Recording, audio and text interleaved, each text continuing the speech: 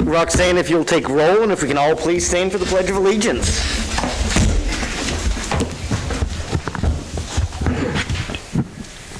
I pledge allegiance to the flag of the United States of America and to the republic for which it stands, one nation, under God, indivisible, with liberty and justice for all.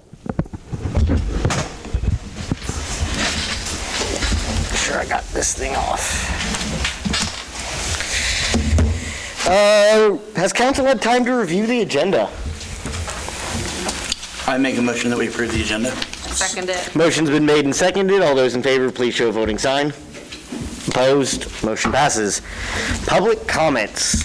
Persons who wish to address the City Council regarding items on the agenda may do so as that agenda item is called. Persons who wish to address the City Council regarding items not on the agenda and that are under the jurisdiction of the City Council may do so when that item is called upon by the mayor. Comments on personnel matters, matters pending in the courts, or with outside tribunals are not permitted. Speakers are limited to 3 minutes. Any presentation is for information purposes only. Where'd Donna go? Donna? Anybody else? Seeing none, consent agenda.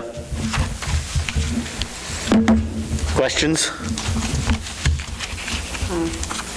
I'll make a motion that we approve the consent agenda. Second. Motion has been made and seconded. All those in favor? Motion passes. Item A, audit. Okay, Sean Gordon, I think you guys remember him from last year. He's here to present our 2019 audit that we finally accomplished with COVID. So. Yes, thank you. As Roxanne said, my name is Sean Gordon. My team and I performed the 2019 audit of the city, so I'll go through the audit report that you have in your agenda packets or that you've seen previously. I'll go through that kind of step by step, section by section, but feel free to stop me as we go along. Starting with pages 1 and 2, this is the independent auditor's report. Here you'll see your responsibility, management's responsibilities for the financial statements, and then our responsibility, the auditor's responsibility for the financial statements. And our largest responsibility is to issue an opinion on the city's financial statements for the calendar year 2019. And that is on page 2, the second paragraph. We issued an unmodified opinion on the Kansas regulatory basis of accounting. That's just a wordy way of saying the highest and cleanest opinion we were allowed to give the city, we did. And that reflects very well on the financial management of the city for 2019. Flipping forward, page 3, this is the summary statement of receipts, expenditures, and unencumbered cash. You'll see all the funds of the city listed there, beginning cash, receipts, expenditures, and ending cash. And then you'll see at the very bottom the very bottom of the right-hand column is ending cash. The city reported at 12/31/2019. The next section forward is pages 4 through 13. These are the notes to the financial statements. There's quite a bit of information discussed here, including the city's accounting policies, information on long-term debt, the Capers retirement program, capital assets, capital projects, that were undertaken in 2019. And then the final section in your bound copy is pages 14 through 39. And these are just more detailed breakouts of the funds that were on page 3. In this section, there's comparisons to the prior year, which is 2018, and then there's also a comparison to the budget that was adopted for 2019 as well. So if you have any questions, please let me know.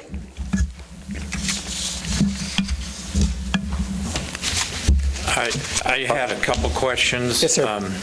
And they may be something that need to be answered by our staff. On page 5, under reimbursed expense, you indicate that there was some difficulty in identifying the exact expenditure which was being reimbursed. Was that troubling enough that it caused extra time to review it? So that's actually just standard language that's included in the KMAG, which guides all audits of this type. So if you can identify explicitly the expenditure that you're being reimbursed for, you can code it as a negative expense, so that effectively wipes it out. The other option, which is how my firm prefers it, is to record that as a revenue, a reimbursed revenue. So that's just standard language. It's not a knock against the city or city finances or anything like that. Okay. The other question I had to do with page 7. Okay. Basically, the third paragraph, you mentioned that if the bank fails, securities held by the pledging financial institution city's name. State statutes require investments to be adequately secured. Are we adequately secured? Because what I read above, it sounds like we're not totally covered by all the funds on deposit. Yeah, again, that's standard language, so it may be a little gray, but if that third paragraph down does say that the city's deposits are entirely secured. If it wasn't, there would be additional language there that says it was a violation of a Kansas statute.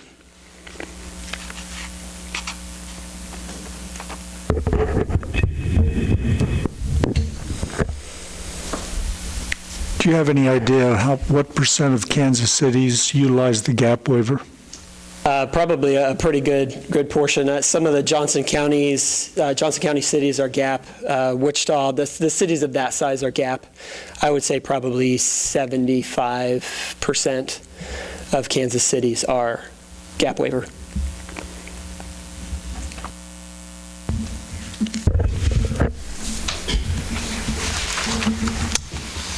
Are there other questions?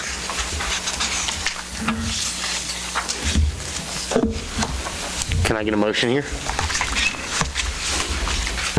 Make a motion to accept the financial audit as presented. Second. There's a motion and a second to accept the 2019 audit. All those in favor, please show a voting sign. Opposed? Motion passes. Thank you. Thank you. Thank you.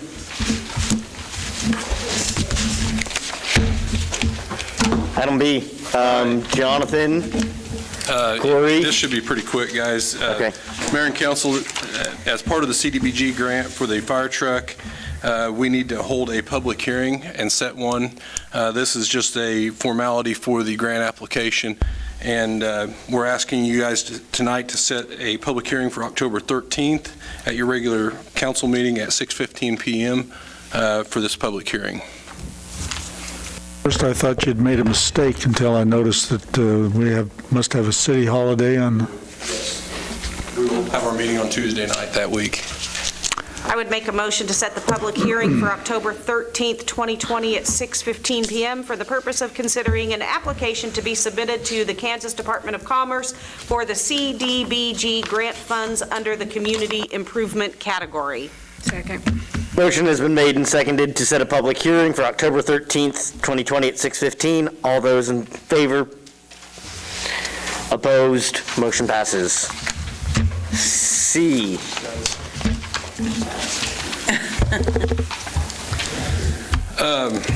Mayor and council, at your previous meeting on August 24th, staff brought to you guys an option or a proposal from Eric Pry and Harry Spell in Illinois with regard to refurbishing the zinc statue Old Zachary that is now housed in the Historical Society. At that time, you guys gave us direction to kind of investigate the cost of what it would take us to take it up there, as well as look into the other option of having the same foundry in Topeka refurbish the statue as well. Included in your packet, we've estimated the cost for 2 guys, 4 days, 2 up and 2 back, around $5,500. That doesn't include the potential of insurance that we need to check with Debbie Tacklet if we need to jump that up on that statue of transporting it that far. And that probably also doesn't include them not doing something here. That's what we're going to pay them to do it, but that means they're also not paid to do what they'd normally be doing here. Is that correct? Right. Now, and So you're out that cost, I believe too. it was Carl that mentioned maybe one of the Veterans Veterans Committee. Day Committee guys might want to go or might volunteer their time. This is based on just a rough estimate of our parks guys crating it up and taking it up there for that 8.5-hour journey. Berkeley and I did meet with, is he named Tim? Is that right? Tim of the foundry there in Topeka that restored him the last time. He's gave us a quote for $7,500 to repair him. I guess my main concern, and I didn't realize it at the time, if we allow it to go to Oregon, Illinois, they will pretty much dismantle that statue to do the foundry work, to make the castings. which kind of concerns me to think that they're going to take that thing apart and make molds of him. This $7,500 would actually be just to go in there and repair the statue, put him back into the state that we need to. The one caveat that Tim is willing to do also, he wants to get it sanctioned through the Smithsonian, through the Save the Statues, which would give us a fair market value of that statue and give us an idea where we need to insure it at probably as well.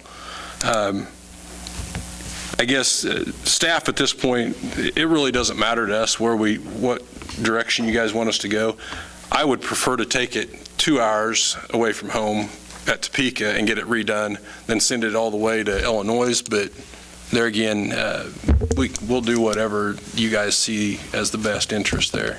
Well, you said 2 days up, you're figuring 2 trips. Right, One yeah, to it's going take to it have up. to stay up there for, well, Tim told us 6 weeks. I'm not real sure how long they want it up there at Illinois, Carl. I'm sure it's longer than the 6 weeks to do the molding would be my So the guess. trip up 2 days, the trip the second 2 time, days. 2 more days? Yeah. Because it seemed to me like 5,500 was pretty high to transport.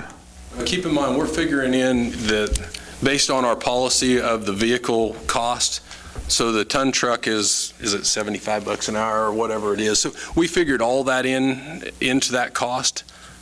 You know, our equipment's technically not costing us anything, but it is going to cost us wear and tear on that vehicle. So we figured that in, just like we would on any other estimate for a job. So I mean, The actual cost is less than that because you're just figuring the actual cost would be the cost of staying overnight and the fuel. and Because you're meals. paying the employees anyway. Right, yeah. I mean, we would use our same travel policy. It's after hours or something. We don't pay overtime once they're at the motel. I think I still would be in favor of sending it up to Oregon, Illinois, even if they do disassemble it. I mean, that's partially what they do when they repair it. So I don't see any risk there. I agree with that. We got, if I read correctly, 22 years from the last restoration. Yeah. And it was outside after that. And it was last- outside. So maybe it is time to take it apart. And, I mean, maybe we should pry and spell a little bit more to see how many of these they've done and, you know, are they familiar with it? And because if we're talking Smithsonian and value, we don't want to do anything that wrecks the value, but I know when you do antiquity type rebuilds, you basically tear them down and put them back, and there's things they have to follow to do that. But what I'm wondering too is if, you know, we're loaning them the statue to take it apart to make molds of it, would there be a benefit for us to ask them to make us a mold as well? Yes, that's a good idea. Should a tornado take an arm off or the building fall that it's in, we have a mold ourselves, and/or if we have a mold, could we work something out with DK Vault and make a concrete one to put back outside? I mean, just some things to think about outside of the box. If we're going to go this far with it, get it restored, let's talk about a mold ourselves. Corey, didn't you say that these were experts in this field of, and is there any way to, video chat or something with them so that, they could actually, I mean, I think that's part of it, is it's the unknown, but maybe to hear what their plan was and how they do this and how many others they've done, and just get a little bit more. Very reputable company, and the museum is a very high-end museum that is wanting the mold. So I have no doubt that they are they will handle it with care. I'm more worried about us transporting it 8.5 hours, to be honest with you. I guess That's my biggest concern. From my perspective, I'm kind of neutral towards both on where we go. As long as if we decide to take care of it and do this, it should be the last time we do it. Let's leave it on loan. I don't care where right now. I think the Historical Society is a great place to leave it on loan on permanent display. But Yes, that makes. But if the Historical good Society sense. ever didn't want it, the bolus could go on display. We could talk somewhere that's indoors, that's climate controlled, that is away from people touching it. but still visible to the public. And once we do this, and, you know, I think they're both good options. I really don't have a favor one way or the other. You know, I would go ahead and use that. I know that we're paying the individuals either way, but one of the things, if we're paying them up there, there's a cost that they're not working down here. I mean, we're paying them to be in the car, but they're getting to pay one way or the other, but that's work that they're not doing down here, that they could be doing. So if we decided to take it up here to Oregon, Illinois, and you want somebody to go as a volunteer rather than a city employee, you could approach the Veterans Committee and see if we can get somebody available, unless they just want to have a good excuse to go on a little boondoggle. I mean, I think the biggest thing is, you know, and I'm not sure what it's going to take. Berkeley, do you have a good idea as far as, I think they'll have the manpower to help us unload it, so that probably won't be an issue up there. What's the thing weigh? 600 pounds. That's a bounce house. So it took about 5 guys. And we found out, as we discussed this with Tim, he actually came down here and looked at it at the Historical Society that day. We found out the last time they repaired it, it is foam filled now. So it's not like it's hollow in there to where it's as fragile as what it might have been before. But there again, it's old. And I guess I just look at it as we've got the opportunity for someone as reputable as what you say this company is to take this and completely restore it and make some molds of it. I would assume that they could also have it appraised. I think they probably can. So, I mean, that would be another question. Can they do the same thing and have it appraised and, you know? They would likely be the people appraising it. Yeah, I mean, and I'm not an expert on the field of how they appraise that. My understanding is there's a big checklist they go through and picture taking of every nook and cranny on the soldier itself. It must be worth, if they're wanting it bad enough to do all of this so that they can create molds of it, there obviously is some value in this old statue. So I guess my thought is, if you guys are in agreement that that's the route we want to go, is that Berkeley and I get with those people and kind of try and get the logistics of it worked out as far as what they'll provide us extra, you know, whether it's a mold or whether it's a concrete statue to place it over at the cemetery, or a bronze or something to that nature. Do they have an idea of what type of crating it would take to haul it up there so it doesn't get damaged en route? I mean, it's, Basket with some peanuts. I mean, we're going to have to build something pretty sturdy around it, pallet-wise. Yeah, I mean, we'd probably just take a couple big pallets and build a box to put it in, and Stuff with pillows and blankets. When we hauled him from the West Cemetery, we found an old mattress and laid him down on it. So, I mean, you'd want to crate him up and secure him where if at least somebody ran into the side of you, hopefully he'd still be in one piece. That Tim, he was concerned about even taking it to Topeka. I mean, they wanted even possibility of restoring it here. And I'm thinking, they were asking about people that could sandblast it and things locally, and they could find a place in our shop to refurbish it. If it's damaged going, they're going to fix it when you get it there. I mean, Yeah, your biggest risk is going to be on the way back. I mean, that's why it's going. But, I mean, Right. something could happen going I agree. to Topeka, just like something could Right. happen going to Illinois. So Yeah. that's, it's 2020. Right. I mean, really, truly, like Carl said, out of pocket, if you don't include labor and the cost of the truck and all that, you're probably out of pocket about $1,000 by the time you figure fuel, motel, meals. I mean, Yeah, we figured the equipment expense at $3,200. Yeah. So, I mean, that was hourly rate can- on the ton truck plus the 25%. you figure the travel time or the labor for our people anyhow at $1,300, meals around $120 to $150, and motel around $320 to $350. I mean, and fuel is just under $500 roughly. That ton truck's not going to get very good mileage, and we may be able to put in a half-ton pickup depending on how we crate that thing up. The only thing, drawback I'd see, Carl, to having somebody from the Veterans Day Committee go is they're not going to be insured probably to drive our vehicle, so you're going to have one guy doing the driving. Driving. Tom into it. Tom's a, Well, yeah. Yeah, unless Tom went. Yeah. but But I still think that my recommendation would be to take it up to Illinois and have them redo it. Let's go real quick, and it feels like we're reaching a consensus on the Illinois. Is that kind of head nod on me? This is the option to explore then? Why don't, Corey, you come back with some logistics on that before we vote on anything okay. To approve, but it looks like the option then that the council wants is the Illinois option. I think the biggest thing, Has her hand up. Oh, I think the biggest thing is that we want to make sure that Sorry. Bob Johnson's involved, and we get some kind of a formal document based on what they're going to provide, how long they're going to have it. Yeah, that sounds like good. And from my personal, just speaking, historian, if they want to restore it and they put it up in their museum for 2 months or 3 months on loan, I'd be amenable to that too, just to say, hey, by the way, we've got this thing for them if they wanted to put it on an exhibit with it. Especially let them have it during the springtime, up until spring, It depends on how long it's going to take, but at the same time, give them a month or 2 or 3 or whatever to put it up. I just have a comment to make.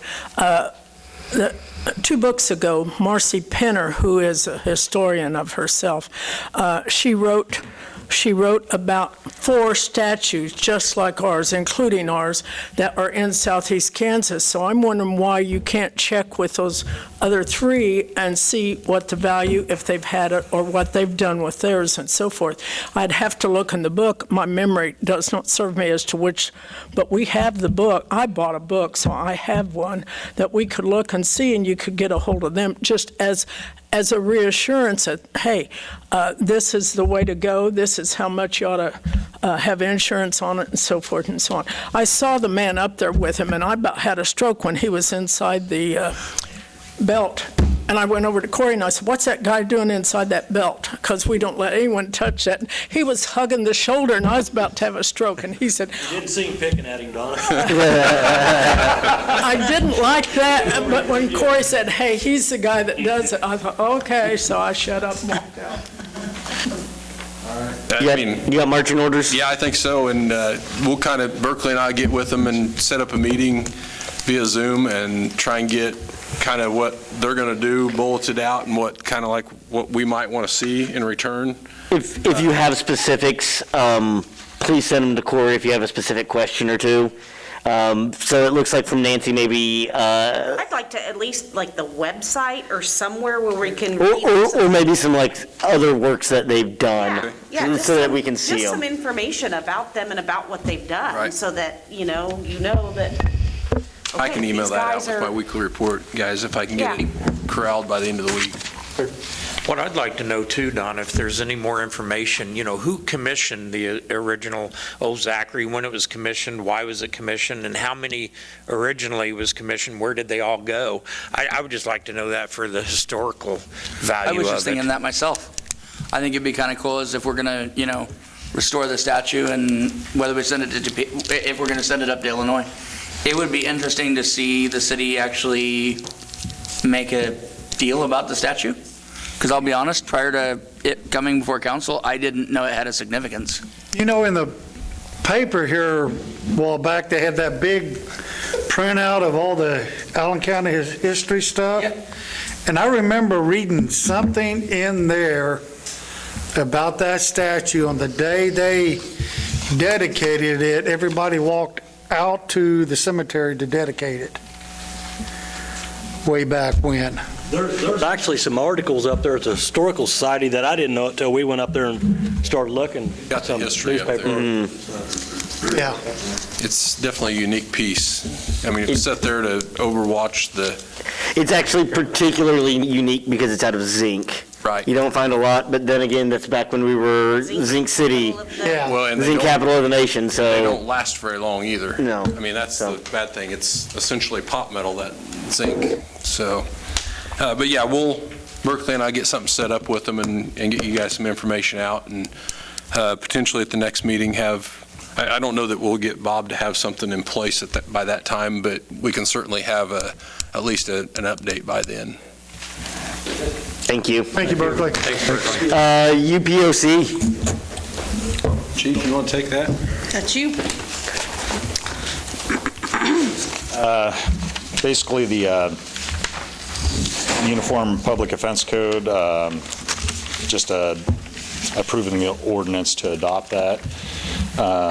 The 36th edition this year. Our STO, the Standard Traffic Ordinance, had no changes, so we'll utilize the same books from 2019 and operate off the ordinance that was approved on September 11th of 2019. Budget savings, you didn't have to get new books. I wish both of them were the same way. That is a considerable expense. We spend, what, about $800 when we have to do both. This year we were the only one, we had to get the UPOC, and we didn't even get the digital copy this year. We usually get the digital copy when it's both of them, so we can update everything in our records management system, make it more efficient, because man hours of Sergeant Rossler entering that stuff outweighs the $120 cost for the electronic. But this year there were very minimal updates in the UPOC additionally. So, I'd like to make a motion to adopt Ordinance 3495, Uniform Public Offense Code. Second. Any other questions? There's a motion and a second to adopt Ordinance 3495. All those in favor? Opposed? Motion passes. Allen County Fair CMB. Okay, they're just, they're having that bull, what is it, a bull bash? Bull buck-off or Bull something. buck-off, something, I don't know. Anyway, they want to sell just cereal malt beverages within the designated area. And then also, I gave them extra time because they said hopefully it'll be over before midnight, but they're not sure. So I told them we'd extend the curfew as part of it if, just so they would have time. So, any questions? Chief, what's your perspective on this since you're still here? Last year was the first year that they held the event and had the CMB, and it was the designated area within the bleachers, which was, we'll see how this goes. We had not a problem with this. It was well organized, and no issues or complaints that I can think of.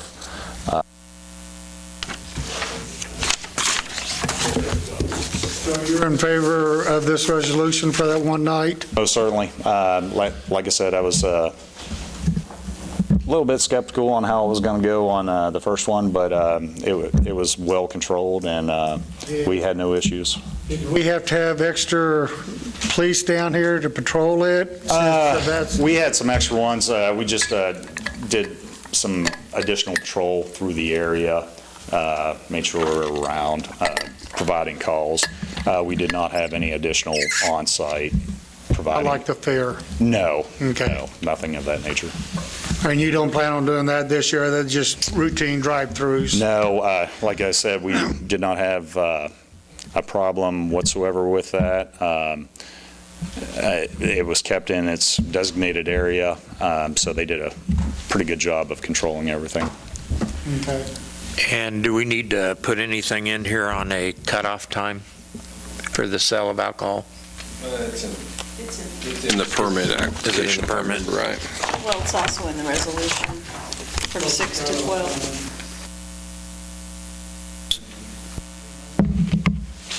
Isn't that the same as the bars, 12 o'clock, you can't sell after midnight? Nope. Oh, we'll close down. Two. But that's alcohol. Oh, okay. Plenty of room to social distance out there. It's technically an outdoor event. Are you saying the CMB would be only good for, the temporary CMB would only be good for the duration of the event? Yeah. Right. So as soon as the event is concluded, then. Right. They did provide a time, though, however, I mean. So If there aren't any other, Carl, do you have a question? Can I go ahead and get a motion here? I would make the recommendation in accordance with KSA 41-2645E, approve Resolution 2020-12, allowing Allen County Fair Association to sell alcohol for the special event on October 3rd, 2020, from 6 p.m. till 12 a.m. within the designated area at Riverside Park. I'd second that motion. Motion's been made and seconded. All those in favor? Opposed? I would also make a motion to approve Allen County Fair Association to be in Riverside Park until 12:30 a.m. on the above-mentioned evening to accommodate the event. There's been a motion and a second. All those in favor? Opposed? Motion passes. Counselor and Administrator reports. Nick, you're on deck. Be safe, enjoy school. I'll second that. Wash your hands. Wash your hands. Don't share masks. What else we got? Go Chiefs. Let's do this tonight. I know we have cleanup day coming up, so if you are interested in the cleanup day, is it the 5th through the 7th, and you've got to be signed up by the 4th? You have to be signed up no later than this Friday. No later than this Friday. Okay, so the fall cleanup, so if you need to, get stuff out there to the curb for fall cleanup, be sure you get called in and get signed up for that. That's it. Got to thank you. I want to read from Cedarbrook. I want to express appreciation to Dan Leslie and his city crew for the excellent job they did in taking care of the erosion problem caused by the drainage problem in the 2800 block North Cottonwood. Their solution was excellent and done in a timely manner. Thank you very much. Cedarbrook Estate Apartments and Dean Development. So city got out there and addressed it, and I'll pass that down so you can pass that on to Dan and his crew. Thanks, guys, for good job. That's it. Nothing. Somebody asked a question about trick-or-treating, and I don't know that there's an organization that says yay or nay on trick-or-treating, but it seems like this is something that happens. PPHE says nay. They say set good bags out on the road. But I think this is something that if it would come to a vote, I'd say let it move on just as normal. I do know that they're still planning trunk or treat as normal. Actually, they said that that's what you shouldn't do. No trunk or treats, none of that kind of stuff. If you want to do it, yes, you set candy outside in bags and let the kids come up. Just watch them from the door, wave, let them grab a bag of candy and go. The chamber, the way I understand the function of the trunk or treat is going to be, everybody's going to be set up on the inside of the square. They're going to hand gloves out to the businesses that want to be involved, and masks are going to be required. And rather than the kid reaching in and grabbing a bag, potentially touching all the other ones, the person that is handing the candy out will have gloves on it and hand those out to each. So, what about the Boo Bash, or is that canceled? Boo Bash is canceled. Kiwanis is not doing Boo Bash this Okay. year. I've seen people recommend you take a stick and you take your M&M bag to it and you put them in your yard, and then the kids can just grab your stick of candy and go on your way. I guess Carl, what else as you far got, as I'm Carl? concerned, just let it go on as I don't normal. want to get involved in that. Just don't share suckers. You're really That's all I've sharing got. stuff. We don't get that many anymore. Carl, we got anything else? No. Gene? All I got is Boomer, Corey, and I'll make my talk in a minute. Corey? just a couple things, guys. The State Street patching on the water line is going to hopefully begin later this week to get that lane back open. We wanted to let that settle for quite a while just so the rock would compact a little bit better. We're going to temporary that in with a slurry of cement about 6 inches thick, or 8, depending on the depth there. But and then that is actually slated for the mill and overlay project next year anyhow. So we'll get the concrete in to keep from having issues with it all winter long, and then we'll mill it and overlay it with asphalt next summer. That as far as the line's going? Yes. They're done? Yeah, they're done with the water line project for the Okay, I had a summer. question about that the other day. Dan and I have been working on the mill and overlay specs this week. Hopefully we'll get that stuff put together, and I'll send out the streets and stuff in my weekly report to kind of most of it's going to be focused on repairing the streets that we've tore up with the water line project and those high traffic areas. Next council meeting is light right now. I don't have a lot for it. We'll probably have the COLA adjustment if there is one on that council meeting. That's about the time we should get it released. And we may have the calendar for holidays and council meetings at that one as well. And we'll just mirror image what the county does, and that way we're both off the same time and there's not a conflict with that. EPA, I talked to them today, or the contractor, Veterans Worldwide. They're going to start on Diamonds 5 and 6. That's one of the major areas they're going to clean up. As far as Riverside Park, there's a few spots around down here, but they're very minor. Most of 5 and 6 will actually get tore up and resodded, if not all of it. So that will probably start later in the week, if not next week. Other than that, guys, it's been relatively quiet, so I don't have anything else. Where are we on the search for a new? I have not talked to Carla on that. I know that we should be sending the questionnaires out. The questionnaires are out. I think the questionnaires went out this week, and they've got 10 days to fill out the questionnaires and come back, and then we've got like 2 weeks to review them, and then we'll narrow that down to... Once those questionnaires are filled out, we'll distribute those out to you guys to look at and decide, where we want to go as far as interviews go. Still.